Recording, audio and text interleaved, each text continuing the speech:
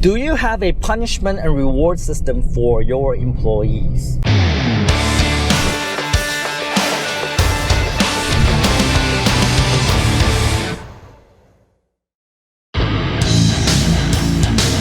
Wozniak here, Tom Peng. I hope your YouTube channel is going well. If you have skills in one area, it's important to pay attention to the other disciplines that make a business successful. Marketing and business itself, just wanting to be successful and make money so you can live forever. I wish you luck. I made a video a while back about, measurement being important in any business, right? If you're not measuring your revenue, if you're not measuring your expenses, if you're not measuring expenses by category, if you're not measuring revenue by product, if you're not measuring these things, how do you know your business is improving? How do you know your business is growing? How do you know if your business is in the decline? You don't know. Without numbers, it's really hard to say if your business is growing as fast as it should be, right? And it's the same with employees, right? You also need to measure your employees' productivity because ultimately your biggest expense in any company is payroll. Salaries is always going to be your highest, expense item, right? And if that's the case, then you have to make sure that the people that you hire, the people that are on your payroll are being productive, they're producing results. And how do you know if they're producing results? Well, you have to measure, right? How do you measure? How much revenue are they bringing in? Ultimately, that's the only measure that you have, right? Every single person in your company has a singular goal, and that's to bring in the revenue, bring in the money, right? That's all it is. Right? Nothing else. It's not about like how pretty they look, how nice they are, how friendly they are, how much they suck out the butts, how much they suck your dick, how wet is their pussy. I don't know. All right? But it's not those things. All right? It's about how much they contribute to the company. How much revenue they bring in. Ultimately, it's all about revenue, right? But you say, well, what do you mean revenue? There's some roles are not about revenue, like engineers but indirectly they also contribute revenue, right? Some roles, their contribution is more direct, like sales. Salespeople bring revenue. We all know that, right? But some other roles like customer service, they're cost centers. Marketing, they're cost centers. Engineering, product, they're cost centers. But it doesn't mean that they don't bring in revenue, because if they don't build the products, you have no revenue. If they don't serve the customers well, you have no revenue, right? So they are also responsible for revenue, but it's a little bit harder to measure, right? With customer service, you measure time to respond. If customer have a problem, how fast they respond. You measure how quickly they close cases, how quickly they solve customer problems, right? You measure what is the customer satisfaction level, right? After the customer receives service, are they happy? Are they not happy? Are they 1 star? Are they 5 star? Let the customer have a chance to rate your service, right? What about the product engineers, right?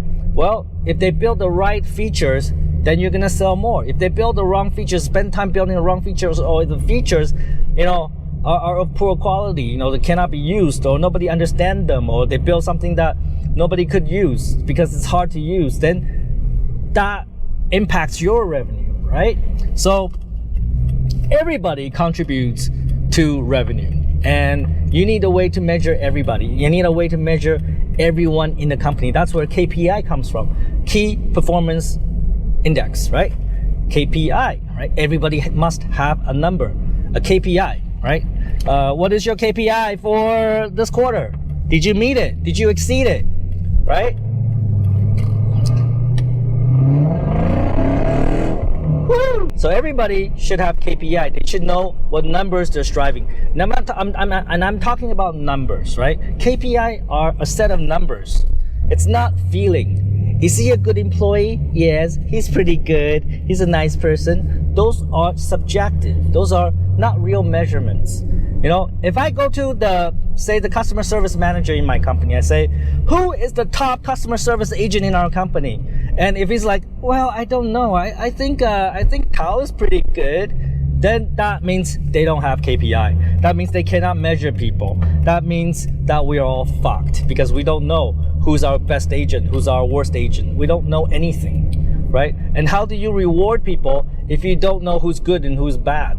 And if you don't know who's good and who's bad, then how do you know if your customers are receiving good service, right? Without numeric number measurement, you don't know anything. You know, your customers are happy, your employees are productive, your business is growing, how much money is coming in, you don't know how much revenue is brought in by your people. You don't know anything. And if you don't know anything, then your business will be on the brink of death, because no one is aspired to become better if they don't know their performance and they don't know how to improve it, right? Because they have no numbers. So if your employee asks you how are they doing and you don't know, then that's a terrible, terrible situation, because they don't know how to improve and you have no way to tell them how to improve, right?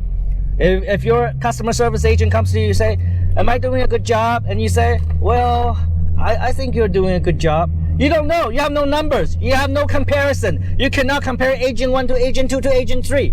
A good customer service manager would be able to say, I think you can still improve, because, you see that, Bob, he's doing like 17 onboardings this month, but you only did 5.